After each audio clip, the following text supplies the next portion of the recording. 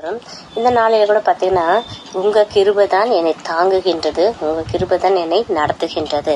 இந்த பாட்டு பார்த்தீங்கன்னா நம்ம அதிகமான நம்ம உடைக்கப்பட்ட நேரத்துல, நம்ம சோர்ந்து போன நேரத்துல, ஒன்றுமில்லாத நேரத்துல நம்ம என்ன பண்ணுவோம், இந்த பாட்டை நம்ம அதிகமா எடுத்துப்போம். ரொம்ப பலவீனப்பட்ட நேரத்துல நம்ம இந்த பாட்டை எடுத்துப்போம். ஆனா இந்த பாட்டோட அர்த்தம் பாருங்களேன், எவ்வளவு அழகா இருக்குது. நம்ம இன்னைக்கு வசனத்து குறித்து இல்லை, இந்த பாட்டை யார் கிருபியா எழுதுனாங்கன்னு எனக்கு தெரியாது. ஆனா உண்மையிலே இந்த பாட்டு ஒவ்வொரு மனுஷனுக்குள்ளும் ஒரு முறையாவது அந்த பாட்டு கிரிய செய்யும்.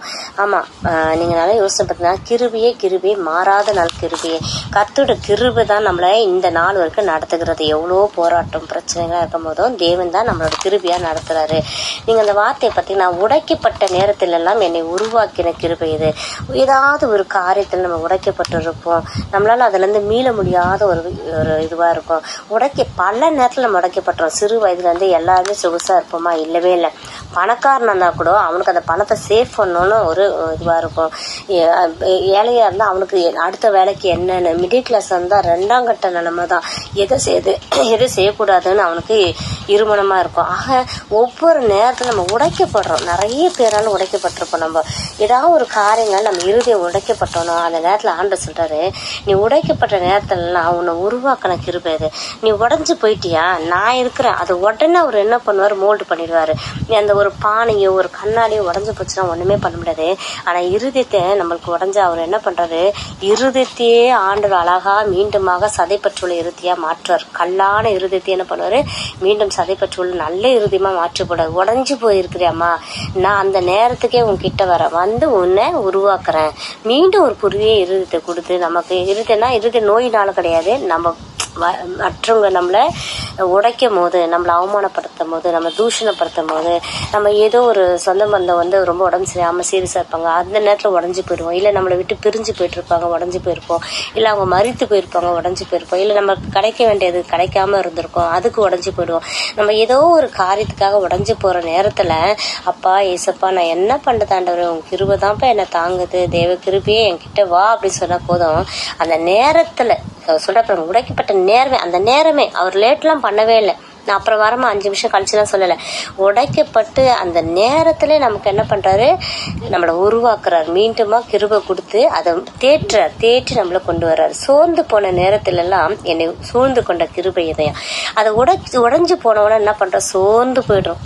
நமக்கு அடுத்து பலனே இல்லை நமக்கு. அப்ப என்ன பண்றாரு, சோர்ந்து போன நேரத்துல எல்லாம் என்னை சூழ்ந்து கொண்ட கிருபை. என்னை சூழ்ந்துக்குதான் என்னது, பலன் கொடுத்து சூழ்ந்துக்கிறார். நம்ம சோர்ந்து போன உடனே அவரோட பலனை நம்மளுக்கு கொடுக்குறாரு. அவர் பலனை கொடுத்து நம்மளை சூழ்ந்துக்கிறார். அப்படி சூழ்ந்துக்கிறாருன்னா அவரோட மாறும் நம்மளை அப்படியே அணைச்சிப்பாரு, சூழ்ந்து கொள்றாரு நம்மள. அந்த கிருபை நமக்கு ஆண்டவராக இயேசு தர்றாரு. ஒன்றும் எல்லா நேரத்தில எல்லாம் எனக்கு உதவி செய்த கிருபை இது. இந்த இடத்துல எல்லாத்தையும் நம்ம எடுத்துக்கல. ஒண்ணுமே இல்லப்பா என்கிட்ட.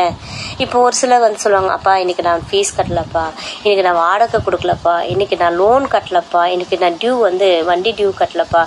இந்த மாதிரி ஒண்ணுமே இல்லை இல்லையா, எதுவுமே இல்லைன்னா உங்ககிட்ட குழந்தை இல்லப்பா, எனக்கு திருமணம் ஆகாத இருக்கிறேன்ப்பா, இல்ல நான் அப்படியே எல்லாம் கல்யாணம் குழந்தை எல்லாம் கணவன் இழந்திருக்கிறப்பா. இப்படி ஒருத்தருக்கு நான் ஒண்ணுமே இல்லையா, எதுவுமே இல்லாம வெறுக்கப்பட்டு வெறுமையா இருப்போம் சில நேரத்துல. அப்பா நான் ஒண்ணுமே இல்லாம அப்படியே இருக்கிறேன்ப்பா, ஏதோ நான் அப்படியே எதுவுமே இல்லைங்கிற மாதிரி இருக்கிறப்பா, வெறுமையா பிளைண்டா அப்படி இருக்கிறப்பா. அப்படி சொல்லும் போது ஒன்றுமில்லா நேரத்தில் எனக்கு உதவி செய்த கிருபை தான். என்ன அந்த நேரத்துல உனக்கு உதவி வேணும், பணத்து மூலியமாவா, மனுஷங்க மூலியமா, அன்பு மூலியமாவா, கிருபையின் மூலியமா, உனக்கு சுகம் கொடுக்கறது மூலியமாவா, ஒண்ணுமே இல்லைன்னு அப்பாட்ட சரண்டர் அடைஞ்சிட்டா போதும்.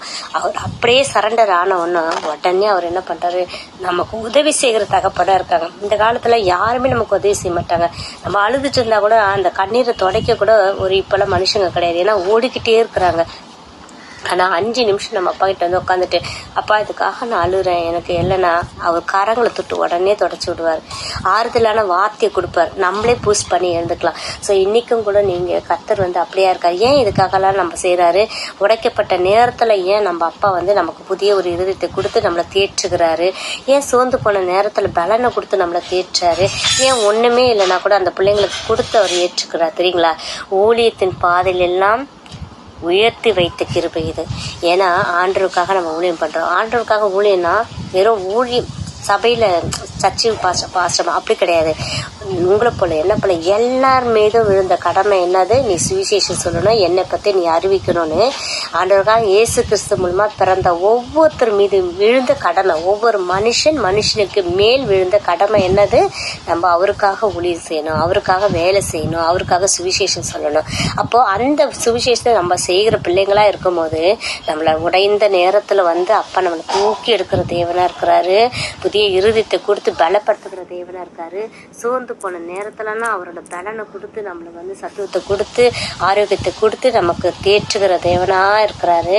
ஒண்ணுமே இல்லைன்னு நம்ம உட்காரும் போது அவர் கரங்களை பிடித்து அவர் தாங்குகிற தேவனா இருக்காரு. ஏன்னா ஊழியத்தின் பாதையில் எல்லாம் உயர்த்தி வைத்துக்கிறது.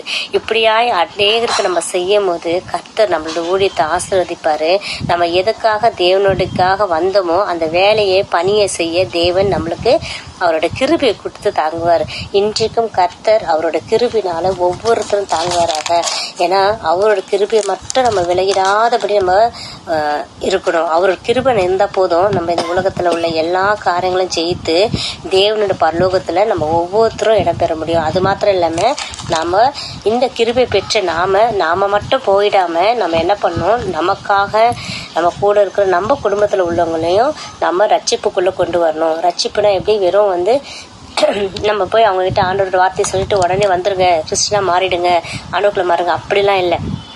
உன்னை எப்படி உடைக்கப்பட்ட இருதயத்தை சோர்ந்து பண்ணதை எல்லாவற்றையும் கொடுத்து நீ நம்பிக்கையா விசுவாசமா என் தேவன் எல்லா சூழ்நிலையும் என்னை காப்பாற்றுவாரு, நீ எப்படி உன்னோட ஆண்டவர் எல்லாம் செஞ்சாரோ அந்த சாட்சி நிமித்தம் இன்னொரு ஆத்மா ரட்சிக்கப்படணும். இவங்களுக்கு செஞ்ச தேவன் எனக்கும் செய்வாருன்ற விசுவாசத்தை அவங்களுக்குள்ள நடத்தணும். அப்போ நாம எப்படி இருக்கணும்? தேவ கிருபை என்றும் உள்ளது, அவர் கிருபை என்றும் உள்ளது அப்படின்னு சொல்லிட்டு அவரோட கிருபை நம்ம கிட்ட இருக்குங்கிறத மற்றவங்க கண்ணால பார்க்கணும், சாட்சியறணும். ஓ, இவன் எவ்வளவு அடிபடுறான், எவ்வளவு கஷ்டப்படுறான், ஆனாலும் எப்படி அவங்களால எழுந்து நிற்க முடியும்? ஓ, அவங்க தேவன் பெரிய தேவன் அப்படின்னு நம்ம வாழ்ற வாழ்க்கை சாட்சி கொண்டு நம்ம குடும்பத்துல இருக்கிறவங்க முதலாவது ரட்சிப்புக்குள்ள கொண்டு வரணும். கர்த்தர் தாமே இந்த நாளில கூட ஒருவேளை ரட்சிக்கப்படாதவங்க யாராவது இருந்தா அவங்களுக்காக இன்னைக்கு ஜெபம் பண்ணுங்க. கர்த்தர் நிச்சயமாக ரட்சிப்புக்குள்ள அவங்க ஒவ்வொருத்தரையும் ஆண்டவர் கொண்டு வருவாரு. ஒரு சில நேரத்துல நீங்கள் முழங்கால் எவ்வளவுக்கு எவ்வளவு முழங்கால் போட்டு ஆண்டர்கிட்ட கேட்குறீங்களோ அதுக்கு பலன் உண்டு. அதே போல கண்ணீரோடு விதைக்கிறவன் கம்பீரத்தை அறுவடை செய்வான்.